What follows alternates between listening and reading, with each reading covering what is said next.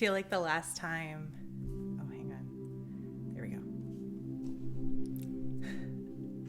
I feel like the last time I was recording a video for this channel, I had so much more hair. How crazy.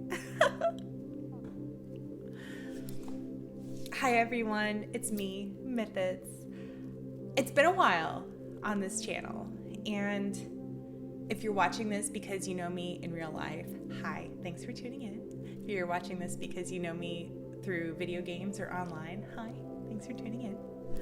I just wanted to sit down and kind of talk about what's been going on, maybe give a little life update, maybe talk about why I be so scalpy right now. I do have some peach fuzz. I'm not going to call it cute, but it exists. And we're just going to deal with my webcam today. So that's your video quality. So let's get into it. Where have I been? What's happened?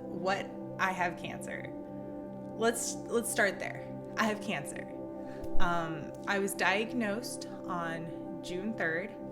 Let me get my proper diagnosis for you. I am HER2. I have I have breast cancer in my right breast. It's HER2 positive with ER 3%, which is a mild positive, which technically counts as a negative. So that's the estrogen receptor being a false negative, whereas the HER2 protein gene thing, that's what I got. It's like 70% or something. What do I know about breast cancer? Very little. What did I know going into this? Even less. So I want to use this video as sort of a way for me to document what I've gone through while it's still somewhat fresh in my mind. But, this whole journey started in May for me. May 1st, I had an initial consultation with my gynecologist because I had noticed in my right breast, just above the areola, it was just so firm. There was no pain. It didn't feel like a cyst. It just felt like really, really, really firm tissue.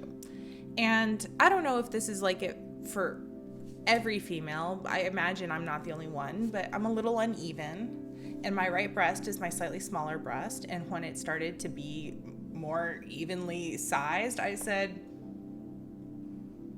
that can't just all be good luck. So I did a consultation with my gynecologist. And the reason I call it that is because it was done remotely with a camera. And yes, I did show my doctor my breasts on camera. I would do it again. It got the wheels turning and it did what it needed to do. But I do wish right now it would have been nice if I could have gone into the office and actually had her feel the mass and, understand it more from that side, because pretty soon after that is when the whole other side of doctors took over. So anyway, I had my May 1st consultation, but then June 1st is how long it took me to get in for my initial screening appointment, which included 2 mammograms, an ultrasound, and a right breast biopsy. So it was originally just going to be 1 mammogram and 1 ultrasound, but after the ultrasound, they were like, we need to biopsy. There is something going on here. And at first they thought that it was a diabetic complication where in females, the breast tissue, and some males too, and the breast tissue will firm up. I can't remember if it's mastitis or mastopathy, but it's a diabetic complication. And hey, I'm a type 1 diabetic. I'm going to be all full of complications soon enough. So originally they thought it was going to be something like that. So they asked for a biopsy, and that's where, they numb the area, inject like a thick needle almost, and it punches out some skin samples, and then they put it in a little jar, and then they send it off to a lab for analysis. And they even said, do you want to look at the jar? And I said, no, I don't want to look at it. I don't have the stomach for it. So June 1st is when all of the initial screening went on. Then June 3rd, I received a phone call from the doctor who performed the biopsy, and she was wonderful. This doctor was absolutely incredible, and I really credit her to my positive attitude moving forward through this whole thing. Now, when she called me on June 3rd, she did not have good news. She said, yes, it is breast cancer, and we don't have a lot of answers right now, but we will have answers for you by June 9th. And I was like, okay, so we're going to have a plan of action on the 9th. But in the meantime, I did get hooked up with a genetics counselor on June 8th to kind of, just submit some DNA samples, make sure there's nothing going on that other family members would need to worry about. And I received those results way later. We'll talk about them later. So on June 9th, I meet my oncology team, and it was an awesome day. It was a huge day, but it was awesome because all of my doctors were just so supportive and so kind. Really, the bedside manner with them has been just above and beyond, and I can't credit them enough for keeping my spirits high. But that was the day that I kind of came up, or I didn't come up with the plan, but, I was basically referred to the medical oncologist. So that's the doctor that is sort of in charge of like the chemotherapy aspect. He kind of became my captain of the ship to say like, okay, we're starting with chemo. And I'm in the middle of chemo right now. So later on, I may have surgery. I may have a more endocrine approach with medication for the next 5 years. That still is up in the air depending on how chemo goes. But that was the day that I met the medical oncologist, the surgical oncologist, who's the cancer doctor that would do any lumpectomy or mastectomy, sorry, spaced on the word. But that would be her focus, the surgical oncologist. And then I also met with a radiation oncologist. And it really looks like I'm not going to need radiation. But, it's still good to have everyone sort of lined up. I shook hands. Well, did the elbow bump. Pandemic times. Let's see, where are we at?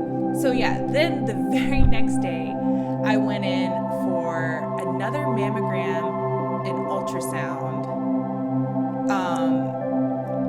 I think that one was because I had a subcutaneous cyst at the same time. Like, this whole thing has been making me very cystic, and it's kind of gross, but you know what?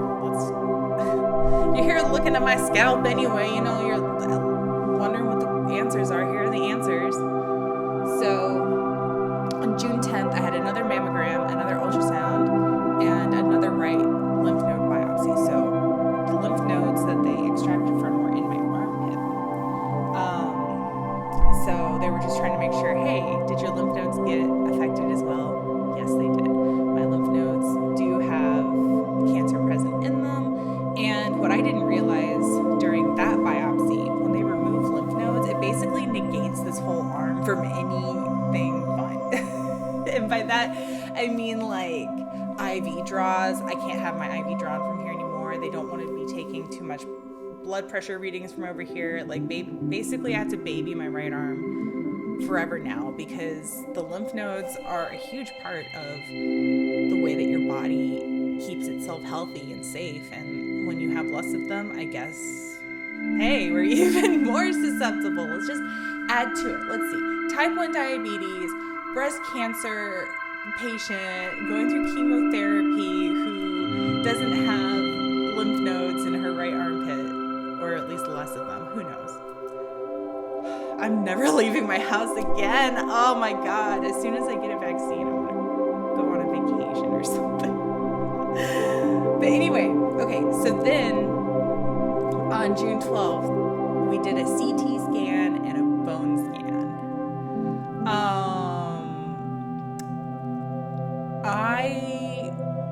This one was fine. The CT scan, bone scan was fine. This is before I had my port placed, and I'll show you that in a minute. But it was basically just to kind of like make sure, hey, are your bones doing okay? Do you have cancer present anywhere else in the body? Let's kind of like scan over that. And what they found was some stuff on my liver that was like questionable, but it turned out to be hemangioma, or I hope I'm saying that right. I'll look up the word. But it's like a non-issue. It just looks funny in scans, so we're doing good there. But then on June 15th, I go in for a breast MRI, a mammogram.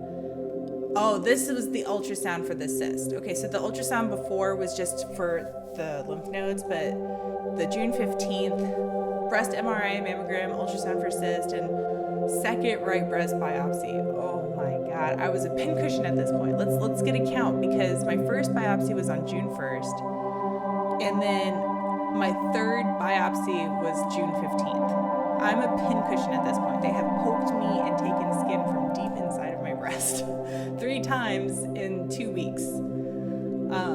But that's okay. It was necessary. It was all necessary.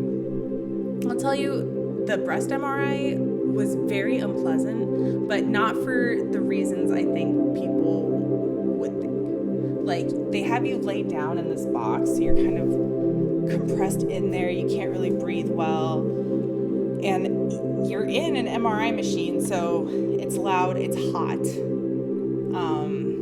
And this, again, was before I had my port placement. So I've got this thing, which should, I think, go up here. It makes me more comfortable, but the nurse who placed it put it on my wrist.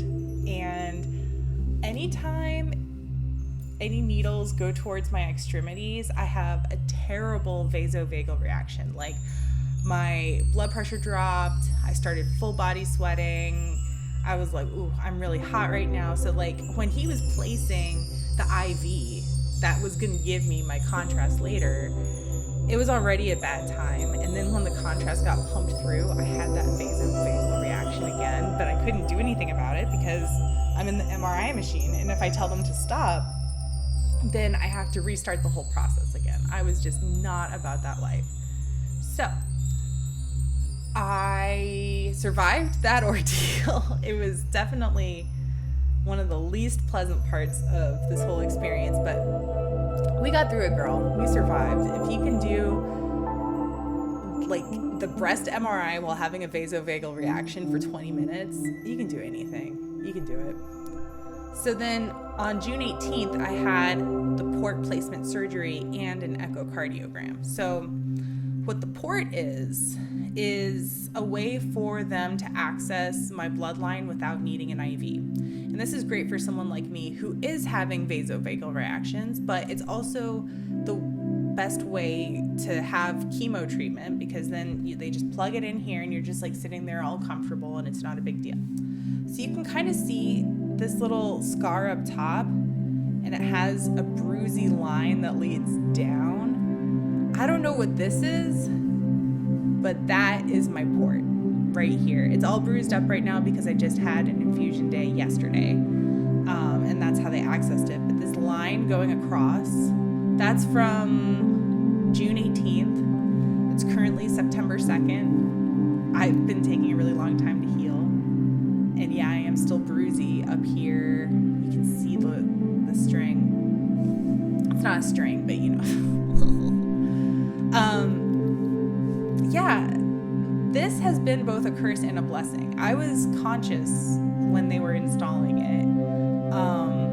I was totally numbed out, so it wasn't like I felt it, but I could feel them in me, if that makes sense. Like, I thought that it felt like they were doing stuff, like a lot of stuff over here, but, you know, this is where the action is.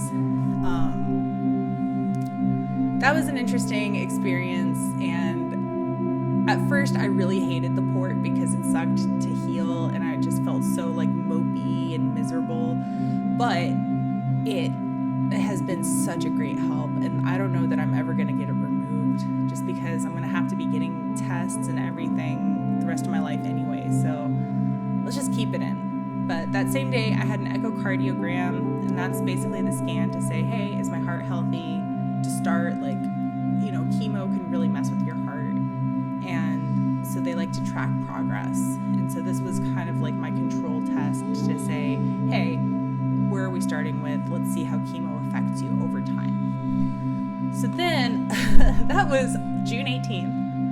Now let's skip forward to June 25th, where I had an IUD removal and an abdominal PET scan. So the abdominal PET scan was to look at the liver section, to make sure that I didn't have any cancerous issues with my liver or any issues like that. And I've had an IUD for many, many, many years. And when I'm on chemo and going through this whole process, they wanted as few additional hormones as possible. So I had to have it removed before I got started. I haven't replaced it with anything yet, so still, trying to figure out the best balance for me and what I need. But we're getting there. It's all a journey. Let's see. Now, June 29th, abdominal MRI. That was another check. Because they didn't get enough in the PET scan, so I had to go in for another check. But it was fine. Everything turned out great. My liver's great. We are happy with her. We good. The very next day, June 30th, chemo day 1. Oh my gosh. That was such an adventure. It was a really long day. It started at like 7 in the morning, and I feel like I didn't get home until like 6 at night. But I'll say this. The hospital I'm going to Duke Medical here in North Carolina, and they are just beyond the best. I felt so comfortable. Every time I go in for a chemo treatment, I feel really, really, really taken care of. And the facility is beautiful. The vibe is great. And I'm really blessed. I don't know how else to put it other than I have been so lucky this whole time. And, thank you to Duke for, being kind of the facility that I'm doing all this through. I mean, they were already my facility anyway, like my eye doctor, my general doctor, my endocrinologist, my gynecologist, they're all through Duke. So it only made sense that I went to them for cancer treatment, and luckily they're some of the best. I'm just too grateful. Then let's see, and I can talk about chemo days, what they look like separately, but really I just want to talk about what has been happening. On July 7th, I went for a follow-up with the surgical oncologist to make sure that the subcutaneous cyst I had was improving, and it had, which is good. And then July 21st was my chemo day too. So that first month, I had something going on multiple days of the week. And then fortunately, after July kicked into gear, it really calmed down a lot. I needed it. It was a lot for a while. I'm just grabbing my calendar now so I can see what I may have missed. Let's see. Okay, so I had the July 7th checkup to check on the cyst, improving. And I've had so many more cysts since then. Nothing as big and painful as that was. Oh, that's a lie. I did. But it's just stuff I've been trying to live through. And then on the 27th, so July 27th, I received my genetics results, and there was nothing that would have indicated that my genes had me predisposed. I tested negative for the BRCA2 gene, which is the one that really shows up a lot for people who are going to have it through genetics. But mine is just, I really feel like my type of cancer just happened to be more hormonal. Like the types of symptoms I was having beforehand, aside from the firm breast lump, they all just pointed to a direction that like my body was trying to tell me something. Like she was trying desperately to have this conversation, but it just wasn't happening. I didn't know how to listen. And, I was trying to listen, but how could I have predicted this? Oh my goodness.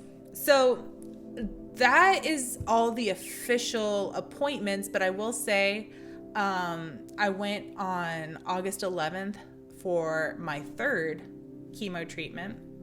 On Monday, August 17th, I had another echocardiogram that showed that my heart is doing just fine.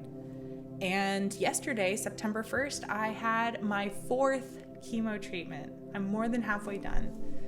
So it's taken me this long to kind of wrap my head around what's going on to me anyway. And admittedly, it's been kind of a blur.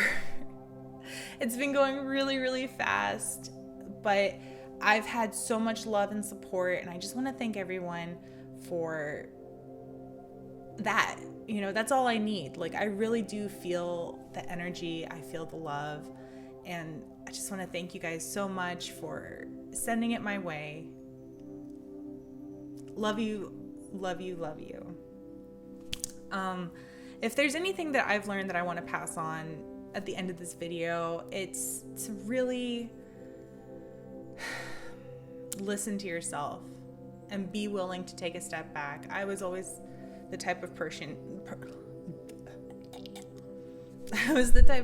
wanted to just push through, and I still am kind of a bit, but understanding where your hard limits are is so important, and it's one of the healthiest things you can do for yourself.